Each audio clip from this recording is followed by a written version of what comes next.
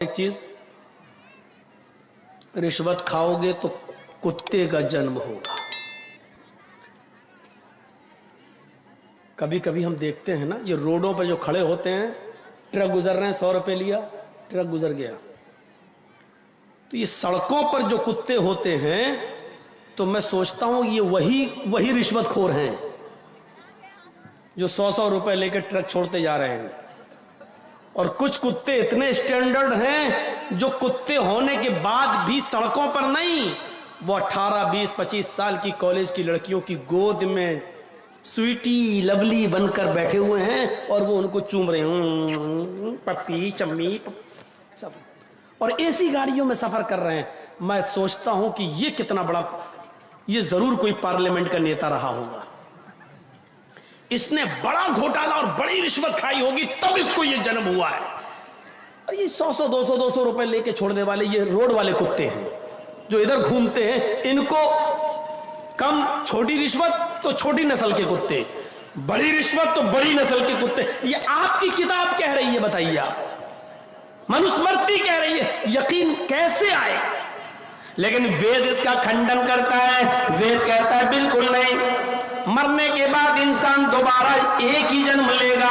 ने तृतीय, ने चतुर्थ, ने पंच, न तीसरा, न चौथा, न पांचवा, ने षष्ठ, न छठा, ने सप्त, न सातवां, ने अष्ट, न आठवां, ने नवम, न नवा, न दशंका, न 10वां। मरने के बाद इंसान का तीसरा, चौथा नहीं, पांचवा नहीं, छठा नहीं, सातवां नहीं, आठवां नहीं, नवा नहीं, 10वां नहीं, कोई जन्म नहीं होगा। मरने के बाद एक दूसरा ही जन्म होगा, जहां उसको उसके कर्मों का हिसाब देना पड़ेगा। इसी को कुरान कहता है, अयहसबुल इंसानु अय्युद्रका सुदा अलम यकुन नुतफतम मिन मनी युमना सुम्मा काना अलकतन फखलक फसव्वा फजअल मिनहु ज़ौजैनि ज़कर वल उन्सा अलैसा ज़ालिका बिक़ादिरिन अला अन युह्यियल मौता। क्या है इंसान, तो ये तसव्वुर करता है कि तुझे ऐसे ही बगैर हिसाब किताब के छोड़ दिया जाएगा? नहीं नहीं। अलम यकुन नुतफतम मिन मनी युमना, क्या तो शुरू में मनी का कतरा न था? क्या तो शुरू में एक हकीर और जलील पानी की बूंद न था जो रहमे मादर तक पहुंचाया गया, जो औरत के बच्चे दानी तक पहुंचाया गया? फिर अल्लाह ताला ने उसी पानी के कतरे से तेरी मजबूत खोपड़ी बनाई और उस खोपड़ी में इतना नरम भेजा बनाया, 2 उंगलियों के बीच में रख के मसलना चाहो तो मसल दो। धड़कने वाला दिल बनाया, उंगलियां बनाई, पोर बनाए, पैर बनाया, पिंडली बनाई, घुटना बनाया, रान बनाया, पेट बनाया, पीठ बनाई, रीढ़ की हड्डी बनाई, नाक बनाई, आंख बनाई, हजारों तारों का कनेक्शन डाल कर दो, चमकते हुए ट्यूबलाइट, आंखों में रोशनी डाल दी, समझने वाला दिमाग दे दिया। जब हम ये सब काम कर सकते हैं पहली बार, फजअल मिनहु ज़ौजैनि ज़कर वल उन्सा, नर और मादा भी बना दिया, लड़का और लड़की भी बना दिया।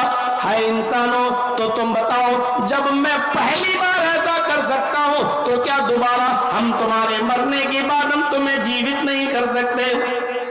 अलैसा ज़ालिका बिक़ादिरिन अला अन युह्यियल मौता, तो क्या मैं मरने के बाद हम तुम्हें दोबारा जीवित नहीं कर सकते? जब पहली बार हमारे लिए करना आसान है तो दोबारा तो और ज्यादा। तो मेरे भाइयों, इस चीज को ज़हन में रखिए, वल अस्र इन्नल इंसान लफी खुस्र, हम खसारे की तरफ जा रहे हैं। अल्लाह न करे अगर हम जहन्नम के करीब हो रहे हैं, अपनी उम्र गुजार रहे हैं, और एक एक दिन करके अगर हम कब्र के करीब जा रहे हैं और जहन्नम के करीब हो रहे हैं, तो इससे बड़ा खसारा कोई नहीं है। 2 चीजें आगे, 4 चीजें पेश की गई, इल्लल्लज़ीना आमनू व अमिलुस्सालिहात व तवासौ बिल हक़्क़ि व तवासौ बिस सब्र। इसमें 2 चीजें एक साथ और 2 चीजें एक साथ। इल्लल्लज़ीना आमनू व अमिलुस्सालिहात, जो ईमान लाए और जिन्होंने अमले सालेह किए, ये दोनों एक चीज है। और एक बात याद रखिएगा, ईमान और अमले सालेह दोनों जरूरी है। आपके पास ईमान है, अमले सालेह नहीं, बेकार है जिंदगी आपकी।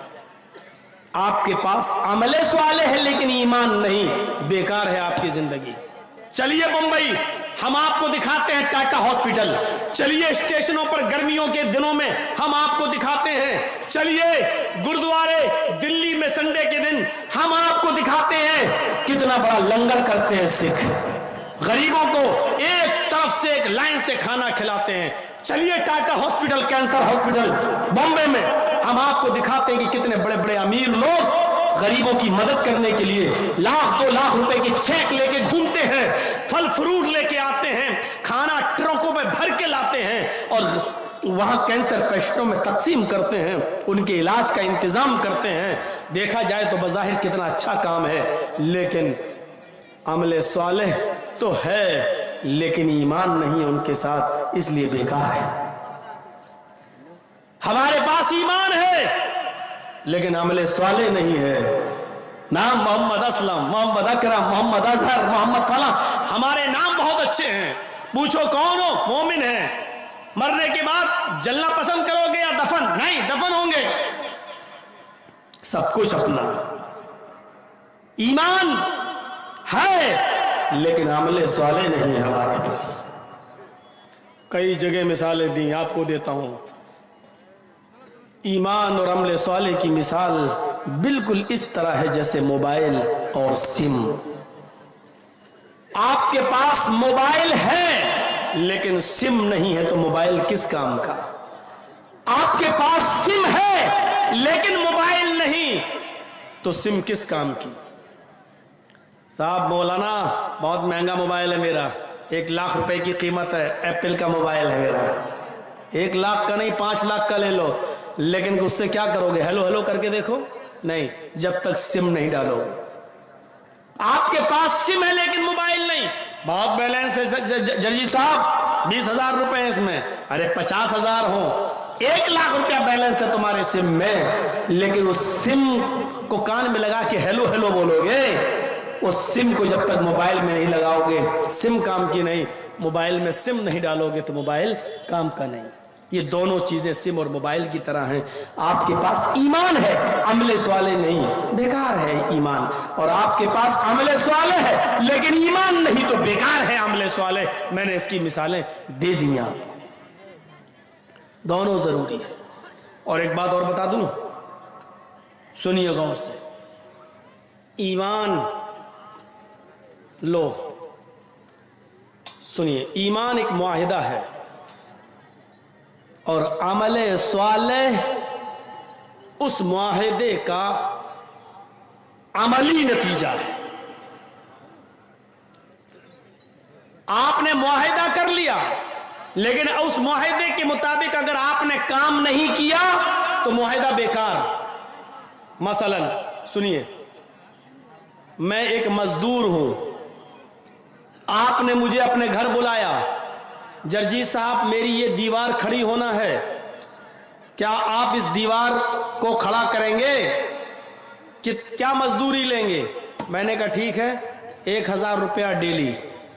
सुबह 9 बजे आऊंगा, 5 बजे मैं चला जाऊंगा, 9 से 5 तक ड्यूटी, 5 दिन में आपकी दीवार मैं पूरी खड़ी कर दूंगा। आपने कहा डन, 1,000 रुपये डेली देंगे हम, 5 दिन में हमारी दीवार आप खड़ी कर देना। मैंने कहा ठीक है, मुआहिदा हो गया। अब सुबह 9 बजे मुझे जाना चाहिए था, नहीं गया। दूसरे दिन भी नहीं गया, तीसरे दिन भी नहीं गया, चौथे दिन भी नहीं गया, 5वें दिन भी नहीं गया। जब 5 दिन पूरे हो गए, 6ठे दिन में गया अपने मालिक के पास, साहब मजदूरी दीजिए, आज 6ठा दिन है। मालिक क्या कहेगा? अबे किस बात की मजदूरी लेने आया है? साहब उस मुआहिदे की जो हमारे और तुम्हारे दरमियान तय हुआ था, हमारे और तुम्हारे दरमियान तो ये तय हुआ था कि 5 दिन आप काम करेंगे, 5 दिन में हम आपको 5,000 रुपए देंगे।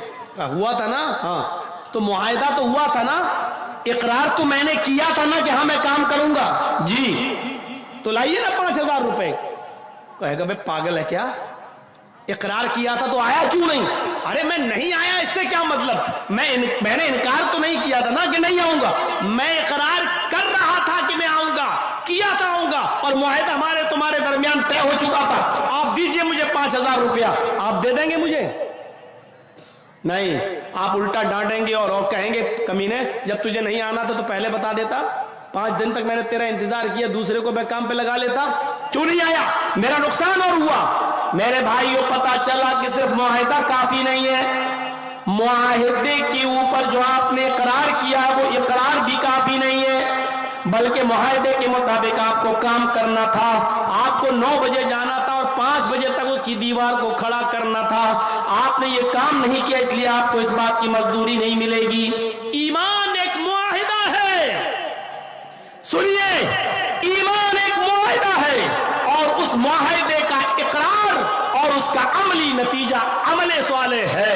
आपने ईमान कबूल कर लिया, इस्लाम ले आए, अशहदु अल्ला इलाहा इल्लल्लाह व अन्न मुहम्मदन अब्दुहु व रसूलुहु। आपने इस बात का इकरार कर लिया कि अल्लाह के अलावा कोई माबूद नहीं और मोहम्मद अल्लाह के रसूल है। अब आपने इस बात का भी इकरार कर लिया कि इस मुआहिदे के बाद अब हमें 5 वक्त की नमाज पढ़नी है, रमजान के पूरे महीने के रोजे रखना है, हमें हज भी करना है, हमें ज़कात भी देना है। आपने इस मुआहिदे के साथ साथ ये इकरार भी कर लिया, लेकिन नमाज भी नहीं पढ़ी, रोजा नहीं रखा, हज नहीं किया, आपने ज़कात भी नहीं दी और कल क़यामत के दिन अल्लाह रब्बुल आलमीन के सामने खड़े होकर क्या आप जन्नत मांग सकते हैं? क्या आप ये कह सकते हैं कि अल्लाह मुझे जन्नत दे, क्योंकि मैंने ईमान कबूल किया था, मैंने मुआहिदा किया था, मैंने इस बात का इकरार किया था कि अल्लाह के अलावा कोई माबूद नहीं और मोहम्मद सल्लल्लाहु अलैहि वसल्लम अल्लाह के बंदे और रसूल है। अल्लाह क्या कहेगा?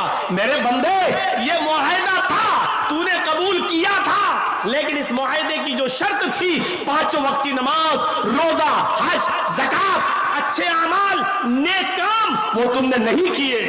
अल्लाह नहीं किए तो क्या हुआ? इकरार तो किया था, इकरार तो किया था, नमाज पढ़ना चाहिए, मानता तो था, रोजा रखना चाहिए, मानता तो था, किया नहीं तो क्या हुआ? लेकिन इकरार तो था, तस्लीम तो करता था, इसलिए मुझे तू जन्नत दे। क्या अल्लाह जन्नत दे देगा? नहीं, ईमान एक मुआहिदा है, अमले स्वाले ये उस मुआहिदे का अमली नतीजा है। जब तक हम अमले स्वाले नहीं करेंगे मेरे प्यारे साथियों, मुआहिदा पूरा नहीं होगा। आप सिर्फ उस मजदूर की तरह मत बनिए जो अपने मालिक से इकरार करता है कि हम कल 9 बजे आएंगे और 5 बजे तक हम काम करेंगे, और नहीं आए और शाम को मजदूरी लेने पहुंच गए, और ये कहो कि हाँ वादा तो था, इकरार तो किया था। सिर्फ इकरार की वजह से आपको मजदूरी नहीं मिल सकती है, सिर्फ ईमान कबूल कर लेने की वजह से, सिर्फ मुआहिदा एक्सेप्ट कर लेने की वजह से और मुआहिदे पर मुआहिदे का इकरार कर लेने की वजह से हमें जन्नत नहीं मिलेगी। जब तक कि हम 9 बजे से लेके 5 बजे तक ड्यूटी न करें तो हमें 1000 रुपया नहीं मिलेगा। उसी तरीके से जब तक हम इस ईमान के जो मुतालबे हैं जब तक हम पूरा नहीं करेंगे, हमें अल्लाह रब्बुल आलमीन भी जन्नत नहीं देगा। ईमान अपने अंदर पैदा कीजिए और ईमान के साथ साथ अमले स्वाले की पाबंदी कीजिए। मेरे प्यारे साथियों, सहाबा किराम की पूरी जिंदगी ईमान के साथ और अमले स्वाले के साथ भरी पड़ी है। हजरत अबू तलहा अंसारी को देखिए, बुढ़ापे में लाठी टेक कर मस्जिद में जाते हैं, नमाज पढ़ते हैं, लेकिन कुरान की किसी सहाबी के जबान से ये आयत सुन लेते हैं, इनफिरू खिफा। सिकंदर बादशाह 6 महीने हुकूमत किया करता था और 6 महीने वो जंगल में अपनी जिंदगी बसर किया करता था। जंगल में चश्मदीद लोगों ने रात में सिकंदर बादशाह को देखा। 1-2 लोगों ने सिकंदर बादशाह को जंगल के अंदर टूटी और फूटी हुई कब्र के पास, कब्र की बोसीदा हड्डियों के पास बैठा हुआ देखा, और ये बड़बड़ाते हुए लोगों ने सुना कि सिकंदर बादशाह उस कब्र की बोसीदा हड्डियों के पास बैठकर ये कहता जा रहा है, आए हड्डियों कल तुम मेरे जैसी थी, आए हड्डियों कल तुम मेरी तरह थी, कल मैं तुम्हारे जैसा हो जाऊंगा। आए हड्डियों कल तुम मेरे जैसी थी और कल मैं तुम्हारे जैसा हो जाऊंगा। आए हड्डियों कल तुम मेरी तरह थी और कल मैं तुम्हारे जैसा हो जाऊंगा। वो ये बोल बोल कर अपनी मौत को याद कर रहा है। वो कब्र की बोसीदा हड्डियों को, सड़ी हुई हड्डियों को देखता है और कहता जाता है, अय हड्डियों, कल तुम मेरी तरह थी और कल मैं तुम्हारे जैसा हो जाऊंगा। इसीलिए जनाबी मोहम्मद रसूलुल्लाह सल्लल्लाहु अलैहि वसल्लम ने फरमाया, फज़ूरुल कुबूर फ़इन्नकुम तुज़क्किरुकुमुल मौत। लोगों, तुम कब्रों की ज़ियारत किया करो, तुम कब्रों पे जाया करो, इसलिए कि कब्रों की ज़ियारत करने से तुम्हें वहां जाकर अपनी मौत याद आएगी, तुम्हें अपना ठिकाना याद आएगा, तुम्हें अपना मस्कन याद आएगा, तुम्हें इस जगह आना है। ये कब्रें तुम्हें याद दिलाएंगी कि तुम्हारा ठिकाना ये है। सिकंदर बादशाह के इस वजीफे से सीखो, इस विर्द से सीखो कि वो किस तरीके से अपनी मौत को याद किया करता था। कि अल्लाह के नबी सल्लल्लाहु अलैहि वसल्लम ने फरमाया, बादिरू बिल आमाली सबअन हल तंतज़िरून इल्ला फ़क़रन मुनसिया औ गिनन मुदगिया औ मरज़न मुफसिदा औ हरमन मुफनिदा औ मौतन मुजहिजा अब दज्जाल फशर्रु गाइब युंतज़र अब अस्साअ फस्साअतु अदहा व अमर्रु। तिर्मिज़ी अब्वाब ज़ुहद के अल्फाज हैं। अल्लाह के नबी फरमाते, लोगों, 7 चीजों के आने से पहले नेक अमाल कर लो। इन 7 चीजों का तुम इंतजार न करो, इन 7 चीजों का इंतजार न करो। हल तंतज़िरूना इल्ला फ़क़रम मुनसिया, क्या तुम ऐसी फकीरी का, ऐसी गुर्बत का इंतजार कर रहे हो जो तुम्हें सब कुछ भुला दे? पैसा दिया अल्लाह ताला ने, क्या तुम फकीरी का इंतजार कर रहे हो तब इबादत करोगे? मैंने गुजरात की सरजमीन पर प्रोग्राम किए हैं, आज चलिए आप। वो अहमदाबाद 2002 से पहले जिनके करोड़ों के शोरूम हुआ करते थे और जिन्होंने मुझे अपने शोरूम पर बैठाकर चाय पिलाई थी, नाश्ता कराया था, मैं उन शोरूम के मालिकों को आज भी जानता हूं। लेकिन 2002 के दंगे के बाद यकतरफा उस चपेट में दंगाइयों के और जो लोग आए और मोहल्ले के मोहल्ले खाली कर दिए गए, दुकानें जला दी गईं, औरतें बेवा कर दी गईं, बच्चे यतीम कर दिए गए, उनके शोरूमों में आग लगा दी गई, मकान जला दिए गए। कुछ महीने कैंप में रहे, खेमे डाल कर रहे, और आज उनका हाल यह है। फिर कुछ साल दूसरों के रोटियों के टुकड़ों पर पले, और आज उनमें बहुत से ऐसे हैं कि या तो प्याज और आलू के ठेले लगा रहे हैं या रिक्शा चलाकर अपना गुजर बसर कर रहे हैं। जो कल तक करोड़ों के मालिक थे, आज वो सब्जियां बेच रहे हैं और रिक्शा चला रहे हैं। अल्लाह ताला ने तुम्हें दौलत दी है, अल्लाह ताला ने तुम्हें नवाजा है, तो क्या तुम ऐसी गरीबी का इंतजार कर रहे हो जब ये भुखमरी तुम्हारे पास, ये गरीबी तुम्हारे पास आ जाएगी जो तुम्हें सब कुछ भुला देगी, तब इबादत करोगे अल्लाह की? दूसरी चीज, औ गिनन मुदगिया, गरीब हो, अभी टाइम है तुम्हारे पास, अभी वक्त है तुम्हारे पास, क्या तुम ऐसी अमीरी का इंतजार कर रहे हो जो तुम्हें सरकश बना दे? मैंने उन गरीबों को भी देखा है जिनके पास कुछ नहीं था, सुबह खा लो तो शाम को नहीं, और शाम को खा लो तो सुबह नहीं, और अचानक अल्लाह ताला ने छप्पर फाड़ के उनको दौलत दी। आज उनका हाल ये है कि एक हाथ में मोबाइल है, दूसरे हाथ में सिगरेट है। मोबाइल पर कह रहे हैं, हाँ ठीक है, इतना ट्रक माल भेज दीजिए, यहाँ आने के बाद हम पैसा दे देंगे, और सिगरेट पीते जा रहे हैं और उसकी राख अपने टेबल पर रखी हुई एक डिब्बी में डालते जा रहे हैं। ऐसे अमीरों को भी मैंने देखा है, जिनसे कहा जाए चलो अजान का वक्त हो गया, नमाज की तरफ चले, चलिए अब मैं आ रहा हूँ, जरा 4 ट्रक माल आ रहा है, जब तक ये आ नहीं जाएगा मुझे सुकून नहीं मिलेगा, पता नहीं ऐसा ना हो कि पुलिस पीछा कर रही हो पकड़ ले। क्या ऐसी दौलत का इंतजार कर रहे हो जो तुम्हें सरकश बना दे? औ मरज़न मुफसिदा, तंदुरुस्त हो इबादत कर लो। क्या ऐसी बीमारी का इंतजार कर रहे हो जो तुम्हें बिस्तर पे लिटा दे? तंदुरुस्त हो, अजान की आवाज आई, मस्जिद में जा सकते हो, क्या ऐसी बीमारी का इंतजार कर रहे हो? अचानक भीख मंगनी गाड़ी जानते ना, जहेज वाली गाड़ी पर जो लड़की के बाप ने दी है इंटरनेशनल भिखारी समझकर, उस गाड़ी पर बैठकर जा रहे हो, हुर मारी ब्रेकर से उछली गाड़ी, गिरे, टूट गई टांग, हॉस्पिटल में लटकी हुई है, प्लास्टर चढ़ा हुआ है। मौलाना जर्जी साहब देखने जा रहे हैं, साहब क्या, अरे अजान की आवाज आ रही है, अब जाओगे नमाज पढ़ने? जब तंदुरुस्ती थी तब नहीं गए, अब जाओगे नमाज पढ़ने? साहब ठीक है, अल्लाह तुम्हें शिफा दे। अब मौलाना साहब जैसे उठ रहे हैं वैसे पकड़ लिया, तो क्या हुआ? मौलाना मस्जिद में दुआ करा देना, अल्लाह ताला शिफा दे। टांग टूट गई, रीढ़ की हड्डी तक उसका असर हो गया, बिस्तर पे पड़े हो, अब जाओगे इबादत करने? औ हरमन मुफनिदा, चौथी चीज, जवान हो जवानी में इबादत कर लो। क्या ऐसे बुढ़ापे का इंतजार कर रहे हो जो तुम्हें बूढ़ा, जो तुम्हारी अकल को जाहिल कर दे? कभी एक तो बुढ़ापा होता है और एक वो बुढ़ापा होता है पता ही नहीं हम कर क्या रहे हैं। वुजू खाने पे बैठे हैं, पता नहीं 3 बार धो रहे हैं कि गिनती याद नहीं।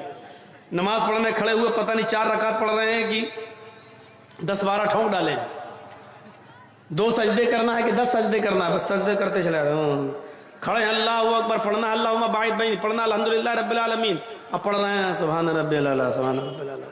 सजदे में घुस गए तो पता नहीं चल रहा क्या पढ़ रहे हैं, अल्हम्दुलिल्लाह रब्बिल आलमीन अर्रहमान अर्रहीम। अब इबादत करोगे जब अकल ही खराब हो गई। ओ हरमन मुफनिदा, क्या ऐसे बुढ़ापे में इबादत करोगे जो तुम्हारी अकल को खराब कर दे? जब तो मरफूल कलम हो गए, तुम्हारी नेकियां नहीं लिखी जा रही, तुम्हारे गुनाह नहीं लिखे जा रहे, अल्लाह तुम्हारी जिंदगी का फैसला करेगा। अब तुम इबादत करोगे अल्लाह की। 4 चीजें, गरीब हो तो अमीरी का इंतजार मत करो, पहली चीज। अमीर हो तो गरीबी का इंतजार मत करो, दूसरी चीज। दोनों अलग अलग। गरीब हो तो अमीरी का इंतजार मत करो और अमीर हो तो गरीबी का इंतजार मत करो, ये 2 अलग अलग चीजें। तंदुरुस्त हो तो बीमारी का इंतजार मत करो और जवान हो तंदुरुस्त हो तो अकल को खराब कर देने वाले बुढ़ापे का इंतजार मत करो। 4 चीजें। और मौतन मुजहिजा, क्या अचानक आ जाने वाली मौत का इंतजार कर रहे हो? मर जाओगे तब अल्लाह की इबादत करोगे? अचानक मौत तो कभी किसी की आ सकती है। जर्जी साहब आज यहाँ है, कल का प्रोग्राम कहीं और है, लेकिन जर्जी साहब को प्रोग्राम की तारीख दी है लेकिन कंफर्म नहीं है और गारंटी के साथ नहीं कहा जा सकता है कि मैं कल के जलसे में पहुंच पाऊंगा कि नहीं पहुंच पाऊंगा। अचानक मौत किसी की भी आ सकती है। जा रहे हैं, अटैक कभी भी पड़ सकता है। गए और याद करो जामिया सल्फिया बनारस के उस जबरदस्त बड़े आलिम को, डॉक्टर रज़ाउल्लाह मोहम्मद इदरीस सलाफी मदनी, जिनके नाम के आगे आज लगाना पड़ता है रहमतुल्लाह अलैह। गए थे बंबई में दीने रहमत कॉन्फ्रेंस में शिरकत करने, जलसे में तकरीर हुई, उनकी क़ज़ा व क़दर के मौजू पर बोले और जैसी तकरीर करके हटे सीने में दर्द हुआ, हॉस्पिटल तक ले जाया गया। हॉस्पिटल ले जाने से पहले रास्ते ही में इंतकाल हो गया। जलसे में गए, सोचा था कभी कि हम घर वापस नहीं आ पाएंगे। औ मौतन मुजहिज, अचानक मौत।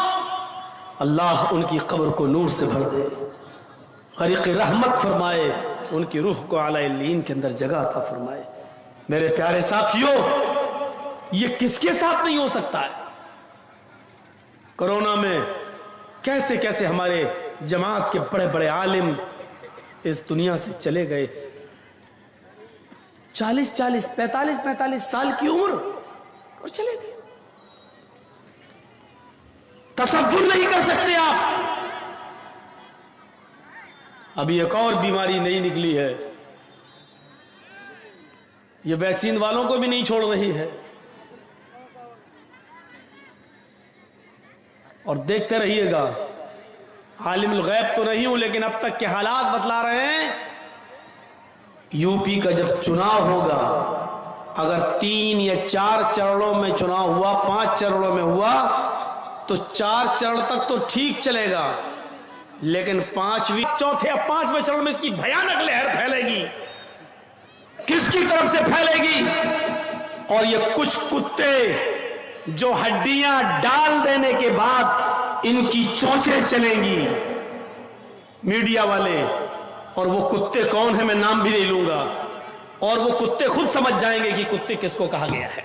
वो अच्छी तरीके से जानते हैं, जिनको आप गोदी मीडिया कहो या जिसको भक्त मीडिया कहो, जो कहना चाहो कहो, हमारी नजर में हड्डियों को खाने वाली, सड़ी हुई हड्डियों पे गिरने वाली ये मीडिया, देखिएगा इस लहर को कैसे सुनियोजित तरीके से और ढंग से फैलाएगी, और उसी में सब गड़बड़ और सब उसी में होगा गड़बड़। तो मौतन मुजिज़ा, अचानक मौत कभी भी आ सकती है। उस मौत के आने से पहले ने इबादत कर लो। 5 चीजें। अब दज्जाल फशर्रु गाइब युंतज़र, दज्जाल के आने से पहले, खुरूज दज्जाल से पहले नेक अमाल कर लो। जब दज्जाल निकल जाएगा, आ जाएगा, तब तुम नेक अमल करोगे। जब तुम्हारी नेकियों के दरवाजे बंद कर दिए जाएंगे, तब नेक अमाल करोगे। गायब फितनों में, गायब चीजों में सबसे बड़ा फितना इसी खुरूज दज्जाल का है। दज्जाल से बड़ा कोई फितना नहीं है गायब चीजों में। ये 6ठी चीज है। और 7वीं चीज, अब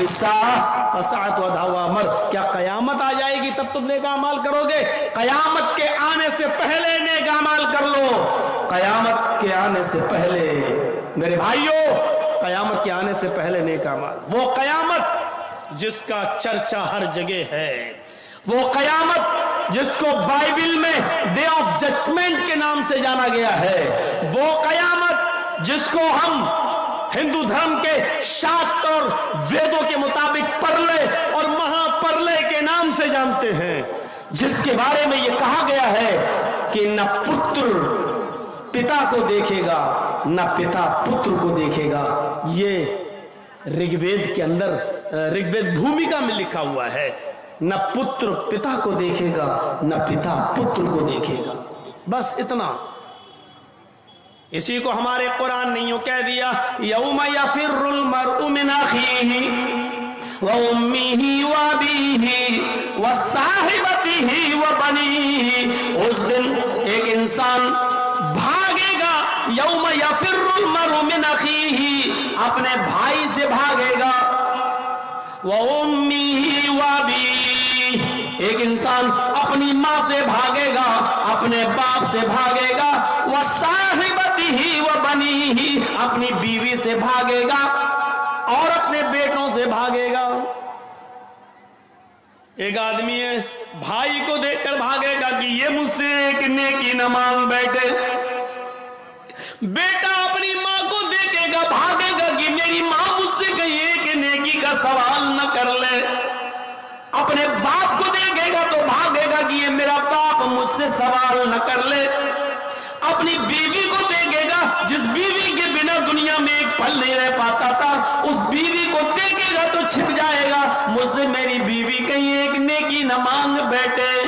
अपनी औलाद, जिसके हल्के से पेट के दर्द, हल्का सा पेट का दर्द आपकी रातों की नींद उड़ा देता है, हल्का सा फीवर, हल्का सा टाइफाइड आपको रात के 2 बजे और 3 बजे अपने बेटे को हॉस्पिटल ले जाने पर मजबूर कर देता है, आपको अपनी नींद से बेदार कर देता है। उस बेटे का प्यार जो आज आपको इतना ज्यादा है, कयामत के दिन इस बेटे को देखकर इंसान भागेगा, ये मेरा बेटा मुझसे कोई नेकी ना मांग बैठे। यौम यफिर्रुल मर्उ मिन अखीही व उम्मिही व अबीही व साहिबतिही व बनीही। वेद कहता है, पुत्र अपने पिता का न होगा, पिता अपने पुत्र को न देखेगा। मेरे भाइयों, ये एक ही चीज है, कुरान ने थोड़ा तफसील से बयान कर दिया है। वेदों ने कहा है, मृत्यु पश्चातम द्वितीय जन्मम भवति, ने तृतीय ने चतुर्थ ने पंच ने षष्ठ ने सप्त ने अष्ट ने नवम ने दशकं का। मरने के बाद तुम्हारा एक दूसरा जन्म होगा, न तीसरा, न चौथा, न पांचवा, न छठा, न सातवां, न आठवां, न नवां, न 10वां। यानी मरने के बाद तुम्हें दोबारा जीवित किया जाएगा। हिंदू धर्म में 7 जन्म है ना, कहते 7 जन्मों तक हम तुम्हारे रहेंगे, इसलिए फेरे लगाए जाते हैं औरत के जब शादी होती है पति के साथ कितने फेरे लगते हैं? 7। 7 फेरों का मतलब जानते हो? 7 जन्म तक तुम हमारी हो, हम तुम्हारे हैं। 7 जन्म हिंदू धर्म में, 7 जन्म, जबकि मालूम नहीं है कि अगला जन्म किसका होगा, लेकिन 7 जन्म है हिंदू धर्म में। वेद मना कर रहा है, वेद कह रहा है एक दूसरा ही जन्म होगा। मनुस्मृति और भागवत पुराण वगैरह कहते हैं कि 7 जन्म होंगे, लेकिन वेद मना करता है। वेद कहता है 7 जन्म है ही नहीं, एक ही जन्म है, मरने के बाद दूसरा जन्म, जिसको पुनर्जन्म कहते हैं, कब्र से दोबारा उठना। ये पुनर्जन्म को हम भी मानते, दोबारा जीवित होना हम भी मानते हैं मरने के बाद, लेकिन आवागमन के हम कायल नहीं हैं। आवागमन, चोरी करोगे तो बिल्ली बनोगे, जुआ खेलोगे तो भैंस बनोगे। ये हिंदू धर्म में आवागमन है। ये अच्छे कर्म करोगे तो इंसान और बुरे कर्म करोगे तो कुत्ता, बिल्ली, चूहा, बंदर, छछूंदर। यहां तक लिखा हुआ है कि ये गुनाह करोगे तो आलू बनोगे, ये करोगे तो कद्दू बनोगे, ये करोगे तो कटहल बनोगे। अब वो सारी हमें याद थोड़ी हैं, लेकिन चार तो ऐसे गुनाह हमें याद हैं जो मनुस्मृति के बारे में अध्याय में है। जुआ खेलोगे तो भैंस का जन्म होगा, चोरी करोगे तो नहीं, रिश्वत खाओगे तो कुत्ते का जन्म होगा, चोरी करोगे तो बिल्ली का जन्म होगा, और किसी लड़की पर अगर गलत नजर डालोगे तो अगला जन्म लड़की का होगा। ये हिंदू धर्म में 4 है, तो बहुत पूरी एक लिस्ट है, लेकिन हमें 4 ही याद है। और भी लिखा है, ये करोगे तो चावल का होगा, ये करोगे तो हरा धनिया बनोगे, ये करोगे तो हरी मिर्चें बनोगे, ये करोगे तो गोभी बनोगे, ये करोगे तो पत्ता गोभी बनोगे। पूरा है, दाल चावल और घी चीनी शक्कर सब लिखा है उसमें। लेकिन ये कुछ समझ में आने वाली बात नहीं है। जुआ खेलोगे तो भैंस का जन्म होगा, थोड़ी सी अकल दौड़ाओगे तो आप गिर जाओगे हैं? थोड़ा सा अकल पे जोर लगाओ। जुआ खेलोगे तो भैंस का जन्म होगा, उल्टा मफहूम निकालो, जुआ न खेलोगे तो भैंस का जन्म नहीं होगा। इसका मतलब दुनिया में जितनी भैंसें हैं ये पहले इंसान थी, यही तो मतलब हुआ। पहले इंसान थी, इन्होंने जुआ खेला होगा तो इनको भैंस का जन्म हुआ है। अगर दुनिया में कोई आदमी जुआ ही ना खेले तो फिर भैंस का जन्म नहीं होगा, और भैंस का जन्म नहीं होगा तो दूध नहीं मिलेगा, घी नहीं मिलेगा, मट्ठा नहीं मिलेगा, दही नहीं मिलेगा, छाछ नहीं मिलेगा, पनीर नहीं मिलेगा। मतलब क्या हुआ?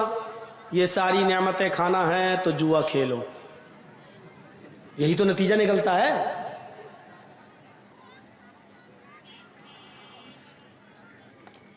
तो ये कुछ समझ में आने वाली बात है। किसी लड़की पर गलत नजर डालोगे तो अगला जन्म लड़की का होगा। ये जलसे में जितनी आई हैं ये सब पहले मर्द थीं। इन्होंने किसी लड़की को गलत नजर से देखा होगा तो इनको लड़की का जन्म हुआ। अब दिमाग से सोचो कि अगर दुनिया में कोई आदमी किसी को गलत नजर से ना देखे, सबको मां बहन बेटी की नजर से देखे और कोई गलत नजर न डाले, तो इसका क्या मतलब हुआ? फिर लड़की का जन्म ही नहीं होगा। जब लड़की का जन्म नहीं होगा तो फिर बच्चे कहां से पैदा होंगे, नस्ल कहां से बढ़ेगी? योगी जी तो खुद ही सन्यास लिए बैठे हैं, मोदी जी की है ही नहीं, और जबरदस्ती जिन्होंने प्यार किया वो आसाराम बने बैठे हैं। तो अब आप बताइए फिर नस्ल कहां से बढ़ेगी? एक दिमाग लगा के सोचिए, अकल में आने वाली बात है। चोरी करोगे तो बिल्ली का जन्म होगा। हमने आपका 2-4 तोला सोना चुरा लिया, पकड़े गए, पुलिस ने अंदर कर दिया। जब तक अंदर हैं तब तक हम चोरी तो नहीं कर रहे हैं, लेकिन अल्लाह ने, ईश्वर ने अगर हमको चोरी के जुर्म में बिल्ली बना दिया तो ये सजा कमजोर है, क्योंकि इंसान थे तो सोना चुराते थे, दौलत चुराते थे, पैसा चुराते थे। अब अल्लाह ने बिल्ली बना दिया तो अब आपकी मुर्गी चुरा रहे हैं, किसी का कबूतर चुरा रहे हैं, चोरी तो अभी भी जारी है। तो मतलब क्या हुआ? अल्लाह की सजा कमजोर है, ईश्वर की सजा कमजोर है, उससे तो सख्त हमारी जेल वाली सजा है।